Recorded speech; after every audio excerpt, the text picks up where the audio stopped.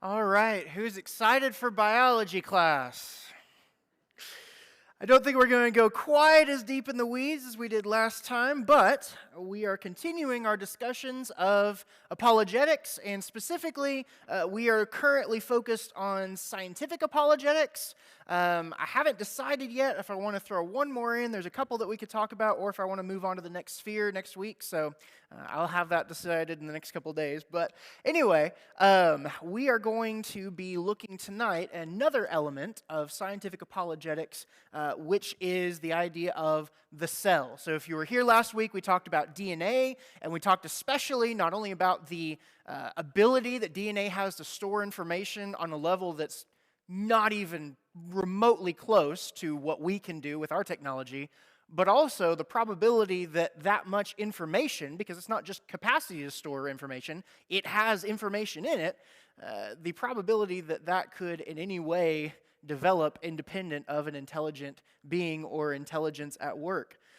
We're going to now look at cells because, as we mentioned in talking about DNA, cells are the building blocks of life. Just as atoms are the building blocks of matter and existence, cells are the building blocks of life. Every living being, essentially, has some. If you were to take a pen, and I'm not talking about a writing pen, I'm talking about a sewing pen. If you were to take a pen and you were to look at the very tip of that pen, the average pen has about 0.5 millimeter of width. Now you might think, well, it's sharp. It doesn't have any width at all. Well, we're talking, we're starting to have to get microscopes, right? We can just barely see the actual where it tips off. It's about 0.02 inches or 0.5 millimeter wide. Tiny, tiny thing, right? Now, it doesn't feel so tiny when you stick yourself with one, but it's a very tiny thing. That, we might think, okay, there's not much that we could talk about unless we're talking about atoms or something like that, that's that small, that could fit on the head of a pin. How many cells do you think can fit in a line across the head of a pin? Any guesses? Do what? Okay, no, we're not that big. That's more atoms. Do what? Oh, I thought I heard. No, we're still too big. We're talking about things that, once we get into kind of our discussion, are, I would argue, infinitely complex. If we had something the size of this building that could function as well as one of our cells, it would be a dramatically impressive feat of human engineering. You can fit 20 human cells long ways across the head of a pin. 20 of them, straight up. Every single one of those, as the title suggests, is essentially a tiny biological city. What I want us to do tonight, and we're not, again, going to dig super deep into the minutia, I want to give us a picture using a city as an analogy based on the work that microbiologists have done. I want to give us a picture of just how a cell functions with some of our feeble attempts to organize cities and things like that as the analogy. Whenever, I can't remember his name, someone might be able to correct me on this, but whenever Greeks were trying to decide what life was made of, and especially when they were trying to think of well, is this just like a whole entity? There were some Greeks who suggested essentially early theories of like atoms, right? That maybe it's like grains of sand on a seashore. From far away, you can't make out the individual grains, but once you get close, you can kind of see them. Well, maybe that's how it is with everything. It's just that you have to, get closer than we physically can to actually see it. And they suspected, in fact, the Greeks argued, that if this were the case, these building blocks must be ridiculously simple. Anybody, I know I'm asking a group of adults, but I really don't care because there are adults who like this. Anybody like Legos still as adults? Okay, good. I figured I'd catch at least a few people. Listen, I love putting together Lego sets, right? Our mantle does not have the normal adult things. It has like 5 Lego sets that we put together, okay? I say we. Liz is mainly the one who's really good at that. Lego pieces, They are impressive, especially given the way that they connect together, but especially just like the blocks, like the typical 2x3 or 2x2 or 2x4, they're pretty simple, right? There's 6 little knobs, there's a thing on the bottom. Surely the building blocks of something that's really cool, those themselves must be pretty simple. That's what they said about atoms. That's what people also surmised about cells. Essentially, even when we had microscopes and we got our first glimpses of cells, people just thought, oh, this is just a glob of goo that's just running around, doing whatever it's doing. They had no idea at the time until we got a little more technology to be able to peer inside. So I want us to think of this in terms of a city. Everything that exists inside your cell has a very specific function to keep that cell running like it's supposed to. And all of this, again, inside something, 20 of which would fit across the head of a pin. This is an image. I guarantee you won't be able to read any of those names, and you don't have to anyway for our purposes. But this just gives you a graphic that kind of, you can see some of the basic globs that actually have different functions. That big circle in the middle, right, that's a nucleus, and then you have mitochondria, you have different things like that. The kind of skin on the outside, that's a plasma membrane. Again, we're not going to go into the technical side of it.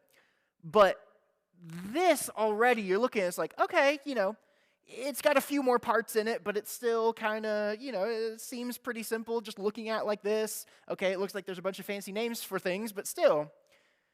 So let's start with the nucleus. Has anyone not ever been to a city hall before? Raise your hand if you have never been to a city hall. That's what I thought, right? At some point or another in life, I had to learn this when I turned, 18, 19, whatever. You got to go to City Hall for various things, whether it's to turn on the utilities, whether it's to do this, whether it's to do that. In a city, there's kind of a reason why City Hall exists. It is kind of the central hub in many ways for how a government functions, at least a local government functions. You have a lot of people who perform various functions for the city and stuff there. And the goal, ultimately, and of course this isn't all centralized in City Hall, we're just kind of oversimplifying things. The goal is to help the city be organized and run like it's supposed to. I mean, think about it. If we didn't have the water running, if we didn't have the garbage trucks running, if we didn't have the sewer system running, if we didn't have the roads being kept up, if we didn't have all this, and you might be thinking, well, where I live, none of those are actually running. I'm sorry about that. But we'll come back to that actually in a second. The point is, there has to be kind of a centralized hub that keeps everything running. The nucleus, that big circular thing we saw a minute ago, that essentially performs that function. It is the central hub, and it actually communicates and keeps records so that everything in the cell functions just like it should. It sends out what we could very rightly call workers to accomplish certain things. It has, essentially, and we'll come to this in a second, clerks that interpret the information that is there so that it can then be passed on to the ones that are doing the work, quote unquote, so that all that can be done. All of this is centered in the nucleus. There's a reason why it's typically in the center of the cell, give or take. And so you have essentially almost an idea of there needs to be some kind of structure, there needs to be some kind of oversight, just embedded in biology. That disorder doesn't work very well. Disorder is not conducive to things functioning as they should. Specifically, and we won't belabor this since we talked about it so much last time, chromosomes are held in the nucleus. Chromosomes are basically like those city clerks and things like that work in City Hall and other government buildings. They can access the records. They can tell you, okay, you're asking about the zoning of this particular land. Well, let me look that up. Let me pull the files or look it up on the computer, and I can tell you this is what needs to happen. Or we need to fix this road over here. Okay, well, I'll give this order to this person. They'll go out and fix the roads. You might imagine that's the DNA holding that information. The DNA is held in chromosomes. But that is all interpreted, right? If you went into City Hall, minus maybe a couple of y'all that might have worked in some capacity like that, if you went into City Hall, would you know what the records were talking about? If you just opened a random file, right? All the information in the world doesn't help us if we don't understand what it is, which, by the way, is part of the problem with the internet nowadays in our society, right? All the information in the world can be at our fingertips, but we need something that kind of accesses the right information, puts it in the right hands, interprets it in the right way. Well, ultimately, that's what the chromosomes do. They handle the records, and through other various means, and by the way, we're going to cover I think 8 different parts of a cell tonight. There's so many more. We're just doing the big major ones that we can kind of wrap our minds around. We could spend 50 years just talking about all the stuff, because that's about how long it's taken for us just to figure out all the stuff that's going on with hundreds of scientists working on this kind of thing. So you have the chromosomes, they're kind of managing all this. You're like, okay, well, that's something that scientists kind of understood for a while. Once we found DNA, okay, well, there's DNA in the cells. You've got the nucleus. You've got the DNA. Okay, that's cool. We've got things going. That's just the central hub. Now we start developing out a little more. So let's talk about ribosomes. Ribosomes are so cool. Okay, so I'm going to try not to go into all the details of this. If you couldn't tell, I didn't end up going into science, but I really enjoyed science when I was in high school, and so still a little part of me just likes going back there. Ribosomes essentially put together the proteins. And for any of y'all who know more of the science than this, you're probably like, oh, you're not saying exactly right. I'm trying to at least summarize generally. When we think about, as we said, the infrastructure, so let's say a bridge needs to be built or a road needs to be maintained. They're doing the construction right out here, right outside the building. Well, someone has to actually do that. Someone has to actually do the work. Someone has to actually put down the materials. And especially, someone has to construct some of the materials before they're even brought out there. For example, if you ever went in a construction site, those big round things that they put under the drainage things, what are they called, culverts or something like that? I'm probably getting that wrong. But those big concrete things, they don't make those on site. They have to have those built and then transported to the site in order for that to function as it's supposed to. Well, what would happen if you just had people just show up and start trying to work without anything pre-constructed? Not to mention tools and stuff like that pre-constructed. Well, you're not going to get very far, right? We're going to end up with, deer paths instead of paved roads, and that's not going to help us very much. Well, ribosomes are manufacturing the building blocks, the proteins, on just literally a microscopic level of detail. Basically what they do, and again, I'm shortcutting this process. You've seen those pictures of the DNA, right? These things, they're kind of twisted together. Why do you think they're twisted together? We didn't talk about this last week. Anybody know why DNA is twisted and not just in a line?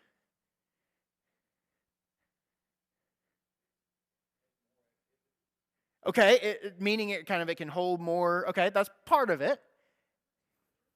Do what? More exposure. Okay, that's part of it too.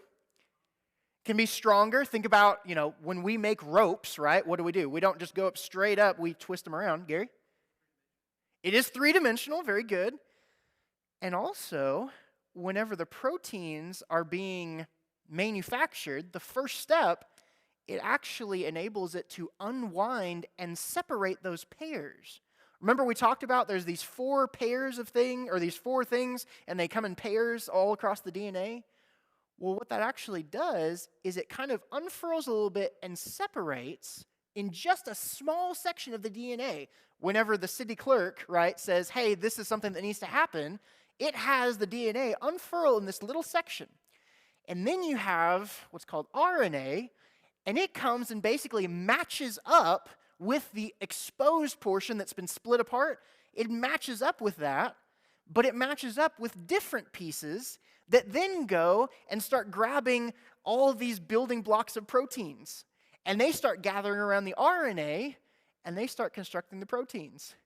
And then from there, you have the proteins being constructed, those get all set up, and each protein then is a building block for some structure or some function within the cell. So, long story short, imagine if you were to go out there. Now, again, maybe this is a bad example, right? Because sometimes we drive over there like, oh, when will this construction ever end? But imagine if you were to go out there and there was nobody actually working on the road. Like, we just said, oh, this needs to be fixed, and we park some, machines out there and stuff like that, but like, there's nobody actually who knows what to do to like put this in this place and put this in this place and mix this material this way and do all that. I don't think we'd get very far, do you? And then we'd be stuck with dirt road leading in from that side forever, and nobody wants that. This is far beyond the complexity of one of those machines. And by the way, how much do you think just that paver thing, or whatever you call it, that smooths everything out, how much do you think that costs? A couple $100,000? Something like that? At least. One cell in your body has multiple ribosomes that are constructing the building blocks for just that cell to function. We're not even talking about the fact that there are multiple different types of cells in your body that have different functions as a whole, as the one cell. We're just talking about the cell itself internally to function. We've got this construction company. Mitochondria. Oh man, this was a fun part when I was studying biology. I actually enjoyed chemistry more than biology, and this got more in the chemistry side of it. It was so much fun. Power plants. Now, that is a subject of much debate for various reasons in our country right now in terms of what's the best kind of power, all this kind of stuff. Fortunately, your cell doesn't have to have debates about that kind of stuff because they got one kind of power plant. But the way that power plant operates is incredible. You might think, well, I mean, again, when we think of a cell, we might just think it's this package of goo that's just kind of wobbling around, right? Why do we need power? Well, why do we need power? Let's just think about that. We're in this building right now. Why do we need power? Okay, lights is one of the big things, right? Air conditioning, heating, the clock back here to make sure I don't go 3 hours instead of 1, right? All these kind of things. Do what? Projectors, right. Now think about all of those different things. Why do we need power for those things to happen? We're getting a little conceptual here for a second, but why do we call it power?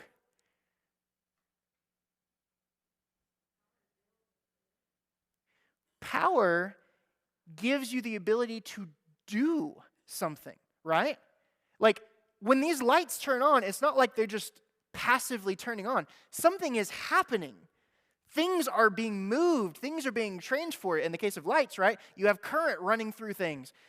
In the case of projectors, you have all sorts of things being done on a microscopic level. The electricity is pushing things here and pulling things this way. With the air conditioning, really needs something to be pushing the air in, or else we're all going to either burn up or freeze, depending on what it is. Yes, Shane.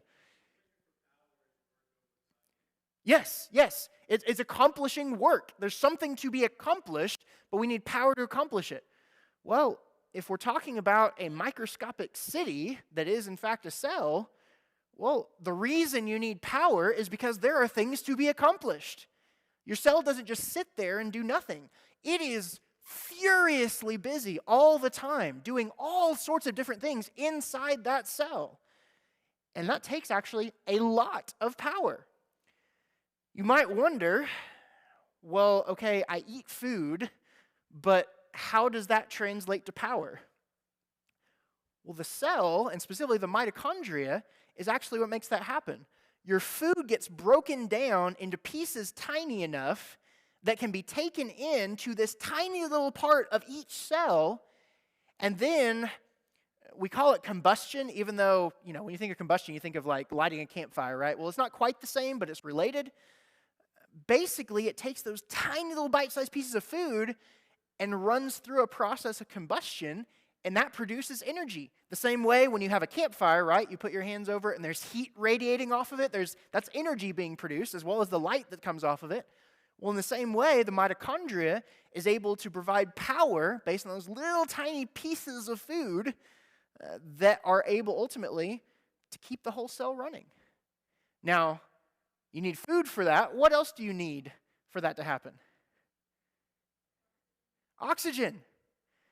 Again, I know you're like, it's been so long since I've had a biology class, I really don't want to deal with this, but we're trying to compare this to something we're familiar with, like a power plant, because I want us to see just how much design goes into this. This is by no means stretching it to make these comparisons. Oxygen and the food have to be combined, which means you have to have a digestive system and a circulatory system that is working both of those things, plus a respiratory system, all three of those, just to get the raw materials. We might think about like coal or something like that being burned in a power plant. You got to get all those things together for the mitochondria to be able to create power. And so all these different functions are working in your body so that all these tiny, tiny little power plants in this smaller than a dot chunk of your body is being able to produce this power. And not just produce this power. You realize that even when you go to sleep, your body doesn't shut down completely. It might slow down, but your cells are running 24/7. They don't go to sleep the way that you do consciously with the way your brain works. Now again, they might slow down to some extent, but this is consistently working. Certainly some cells in your body, even more than others, no matter what time of day it is, no matter what you're doing, there's always work that needs to be done. How about vacuoles? Now this is one you're like, okay, I have no idea what that word means. All this is basically, again, oversimplifying it, it's a little bubble. It's a little bubble in the gel that's inside your cells. And this little bubble is used to transport things. Now, silly example. Anyone seen either Wizard of Oz or Wicked? What does Glinda travel in? A pink, garish bubble, right? She travels in this bubble all over the place, and it takes her where she needs to go. Outside of Oz, typically we don't think of bubbles being really efficient means of transport, do we? I mean, maybe, kids blow bubbles, when they're having fun with like the little soap bubbles or whatever, but that's not really something that we view as, I can steer a bubble, I can put something in a bubble. No, if you try and put something in a bubble, it'll pop right away, right? And yet vacuoles are essentially these bubbles that form exactly where they need to and bring something inside it, something that is exactly what needs to be brought inside of it, and then those bubbles are moved through a variety of processes to another part of the cell, and then they open up and put whatever they're carrying somewhere else. Or rather, I'm even reading on slides sometimes. This is how bad it is, guys. They store the things that are going to be transported until they're ready to be transported. That's where I'm going with. The next thing that we're talking about is we have the transportation system. Endoplasmic reticulum. Oh, such a fun word to say. Say that 3 times and see how much you spit on yourself. All right. This is basically a public transit system that is woven throughout the entire cell. Has anyone ridden on our public transportation system? I forget. We have a DART one and another one, right? We have a couple of them there across DFW. I've ridden there a few times, for example, to go from the Fort Worth side over to like a Mavs game or something like that. Those are really convenient if you have, something in the right place that needs to go this place over here and there's already a line there. That's really nice because it's already in place. You just ride from one spot to the other. You don't have to worry about parking. You don't have to worry about any of that. Well, that's essentially what this function of the endoplasmic reticulum is. It is lined out all throughout the cell to where there's a bunch of things that can just travel along this thing. Basically, think of it kind of like if you've ever done a little bit of like climbing on like a hiking trail or something like that where it's steep and they'll have those cables that you can grab onto so that you don't feel like you're going to fall off an edge or something like that. That's essentially what this is. It's allowing these pieces within the cell to transport along some kind of line, along some kind of transportation line, so they can get to different places in the city. Then we have what I thought I was talking about earlier, transport vesicles. See, vesicle, vacuole, that's why I got confused. Transport vesicles are if you don't have the endoplasmic reticulum going precisely where it needs to go. Most things can just travel along that, right? You think about especially a place like New York or Chicago. What's the percentage of people who use transit to people who use cars? There's a lot more people who use some form of the public transportation, right? Because there's so much of it throughout the city that you really don't have to have your own car in many cases. You just have a connection to most of what you need through public transportation.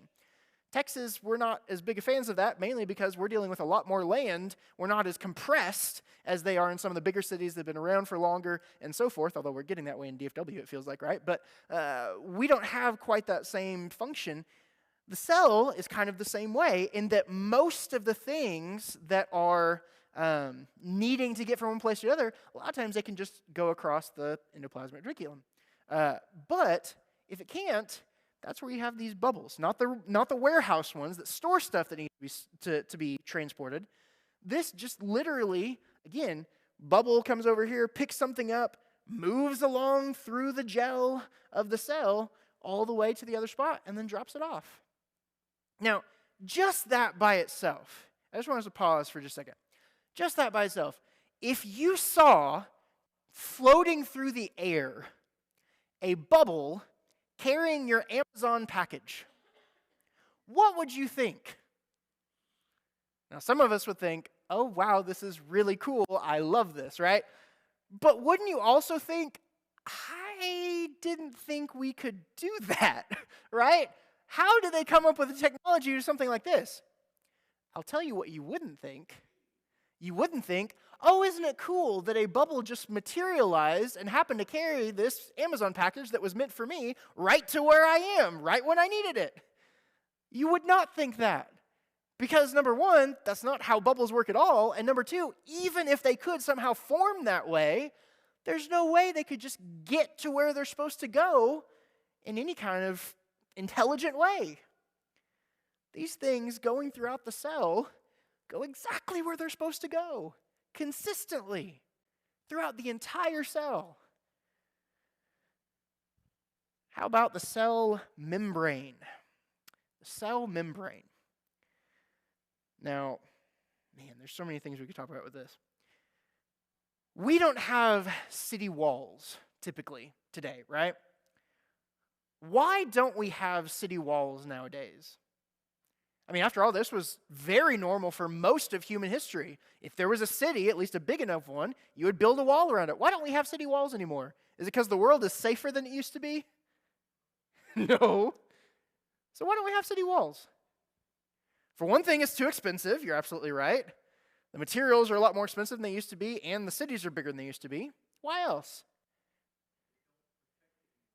They don't protect anymore. The weapons and so forth that could be used against a city, a wall, even a really strong, well-built wall, is generally not going to provide much protection. So the cost is not really worth how much protection it would offer, because it wouldn't offer that much more. So let's think about this in terms maybe more of a gated community, but still think of this, again, we're generally thinking of a city, but think of this kind of as a gated community idea. Why do we feel like in a gated community, it's still worth it to put up gates and walls?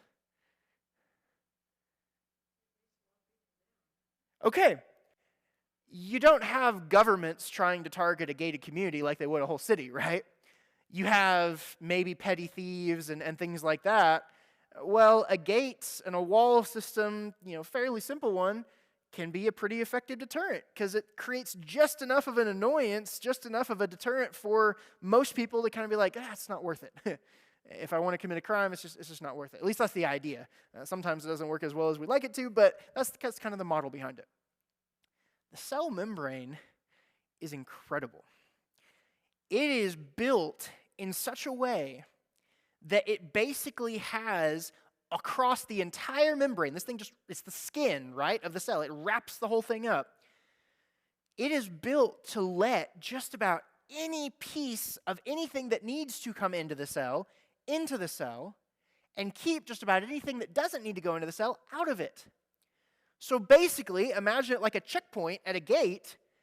A piece of, a fragment of something that would be good for the cell comes up to the gate, and the person inside, the gatekeeper or whatever, they see this and they say, we want you, open the gate, come on in. Next, you have something that would hurt the cell if it got inside. It comes up to the gate, and the guy recognizes it and says, no, I'm not letting you in, and it doesn't open up. Now, once again, if you lived in a gated community, and all the right people are coming in and out, and none of the bad people are coming in or out, hopefully they're not coming out, right? You don't want them already. But wouldn't you assume someone's doing their job right? Now, what would you think if you didn't have like remotes or something like that? I know some of the gay communities, like each individual resident has a remote. And if there was nobody actually working the gate. Well, how are we keeping the right people coming in and out and keeping the wrong people out? Again, this only happens if there's some kind of information, some kind of intelligence running all this. How in the world do molecules, just lifeless, it seems to us, right, our minds, just lifeless hunks of matter, how do they know this needs to come in, this needs to stay out? So that it divides just perfectly to where there's just enough room, and that's another part of it. It opens up not just like a full thing, right? Let's say, for example, one of us needs to walk out these doors. Well, it's not going to open up just the perfect width of every individual person. It's going to open one or both doors. That's just the size of the opening. The plasma membrane, the cell membrane, it opens just the right amount for the thing that needs to come in to get in, which means nothing else can sneak in with the thing that's supposed to get in and invade the cell. So many different incredible aspects of this. Now, as we begin to wrap up tonight, let's not even think about Keller for a second. Let's think about the smallest town you've ever been in that like actually had like a functioning, city, let's just say a town square. The smallest town you've ever been that has like a town square with like a courthouse or city hall or something, all these kind of things. If you just walked around that town, you looked at all the buildings, you looked at all the roads, you looked at, the people driving here and there in their cars, transporting various things. You look at all that tiny little town, right? The place that Liz and I moved from last year, 2,000 people in the whole county. So that's the one I'm thinking of right now. Not that many people, not that big a town by most of any kind of standard. There's no way you would walk in there and say, oh wow, this all just kind of came together really nice, didn't it? You would say, well, it may be small, but a lot of people put a lot of effort into building these structures, into electing these officials, into organizing these people into jobs, into creating companies, into doing all these things that allows the city, just on the most basic level, to function. There's no way that could be anything other than designed. No way that could be anything other than an intelligence operating to keep everything functioning the way it's supposed to function. Now think about something a little more complex. Now let's think about a place like Keller or like Fort Worth or like Dallas. I wouldn't want to be a city planner in a small town. Can you imagine what it would be like to be a city planner in Dallas? I mean, surely they have a team, right? It's not just one guy, but still, that sounds like a nightmare unless you're just really into that, in which case, bravo, because we need people like that, but that's not me, right? I mean, just being able to comprehend, much less plan out what it takes to have organization of that scale. How? Now, let's go back to what we talked about toward the beginning. How many of y'all, I asked how many have been to City Hall. All of us have been to City Hall at one point or another. How many of y'all have been to City Hall and it not be a good experience? There's some kind of frustration. There's some kind of mistake made by someone who works there, something like that. That happens quite a bit. In fact, that's something that we as Americans, probably not a good thing when I say this, but it's something that we Americans oftentimes complain about, is that our government is inefficient and all these kind of things. Now, we shouldn't complain as Christians, but nonetheless, that's a very real temptation because there's a lot of inefficiencies that we find in our government, whether that's local, state, federal, whatever the case might be. It's tax season, right? We really hope that mistakes aren't made when it comes to tax season. Any given city you go to, there's mistakes constantly being made. They're human beings. We make mistakes in every area of life that we work on. I'm not saying that there aren't sometimes, diseases that can come into play or mutations that happen or stuff like that. But as a general rule, cells are incredibly efficient. The amount of mistakes that are made by comparison to, let's say, a human city government are tiny by comparison. Not only that, every single aspect that we talked about tonight is infinitely more complex than what we've put together. Nothing that we have made, even in a city as well, laid out, designed, all this kind of stuff, and by that I just mean big and it still works, as like Fort Worth or Dallas, the technology to do all that can't hold a candle to a single cell and the literal city that is functioning perfectly inside that cell. How in the world could that just happen? I believe I mentioned 2 weeks ago when we first started on our apologetics class, there's a book called Darwin's Black Box. It's a few years old now, but Darwin's Black Box is the cell. That's what the book is named after. His point is, if Darwin had known what was going on in cells, kind of like what we talked about last week, if Darwin had known what was going on with DNA, there is no way his theory would ever have gotten off the ground. Because the complexity involved is ridiculous.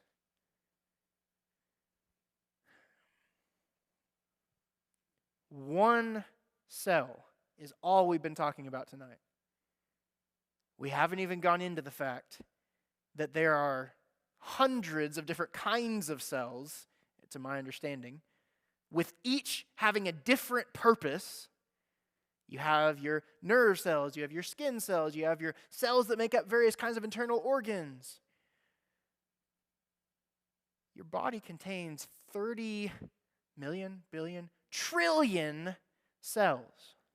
Your body, one human body, contains 30 trillion cities operating at a level of technology and complexity that is worlds beyond anything that our technology and our science can replicate today. Anybody ever watch Computer Wore Tennis Shoes with Kurt Russell? Old movie. Oh, I love that movie. Kurt Russell basically gets zapped in an electrical storm while he's touching a computer and his brain gets turned into a computer.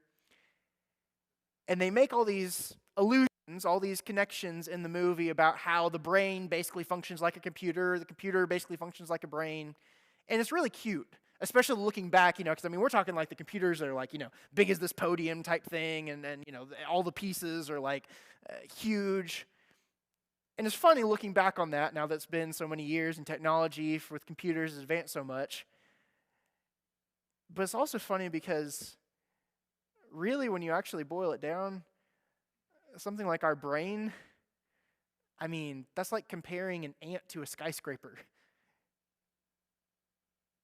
It's just no comparison. And we've got 30 trillion of these cells. Now, the theory, in terms of evolutionary biology, goes something along the lines of, over time, somehow, in some kind of soup, eventually some pieces came together that kind of clumped up and started forming into a clump. And that clump started kind of interacting with its environment, and eventually it kind of condensed over all these millions of years into eventually what would become one cell. And then that one cell eventually found another cell or created another cell, depending on the version that you get. And then those two cells kind of combine together, and then you have other cells, and eventually you have an organism that has multiple cells all put together. Now, just the single cell forming by itself, again, if you put timber and concrete and metal and all sorts of other things in a field and you run a tornado through it, you're never going to end up with a city, no matter how many times you do that. Same thing is true with one cell. How do you get from one cell to 30 trillion? All this to say, again, we're focusing mainly on the design aspect of this, right? We're not even talking about where all the matter came from that builds these cells. Just from the standpoint of design, hopefully, at least what I'm going for here, we're somewhere in between confused and amazed, right? Confused to a degree. I hope we're not too confused. I was trying not to go that far, but to a degree, the confused is good because we want to recognize this is so far beyond even me being able to wrap my mind around it, much less it being able to just happen on its own. But the other side of that is that 30 trillion of these things in every single human body, the numbers just completely wipe us all away. Yes, Gary?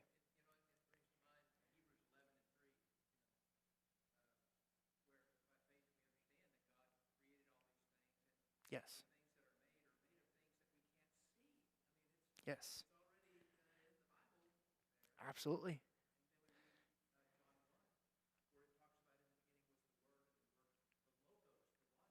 Yes.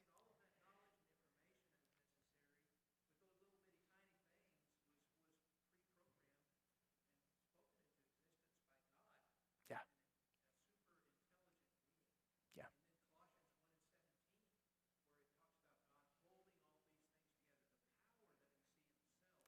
Yes. Yes.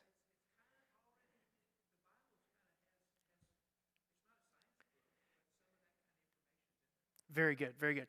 Gary said when you look through Scripture, there's all these statements about not only how God made all these things, but how he keeps them going, how he sustains them. Yes, Steve.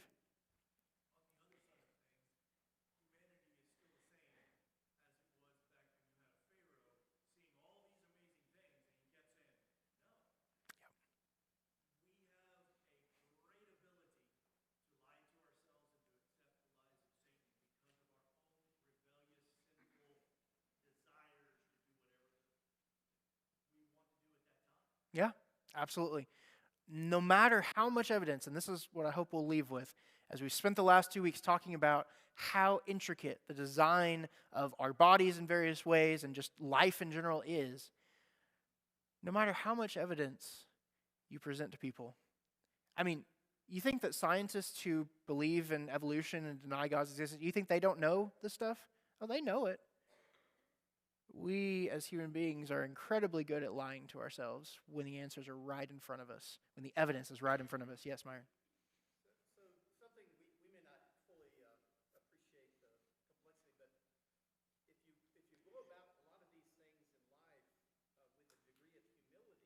Yes. Mhm. Yep. Mhm.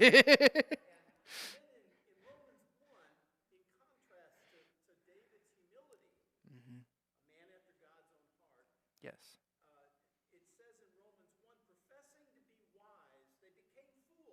Yes. Yeah. Yeah.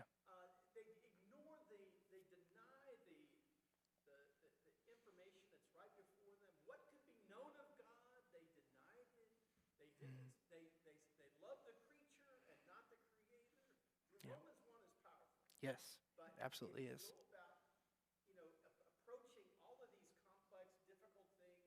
Mhm. Yeah. Yes, absolutely. Humility is so key to all of this. Bell's about to ring, but I appreciate you bringing up Psalm 139 because that's what I want to end with again, just like last week. Just looking at ourselves and how God has made us. That's all that really should take to convince us that we are fearfully and wonderfully made. How in the world did this come into being? This fine specimen of man. No, I'm just kidding. How in the world did this amazing body that we each all have, how in the world did that come into being? The only answer is a God who is all-powerful, who is all-knowing, who did this intentionally with design and with purpose. Thank you all so much. We will move into another area next week.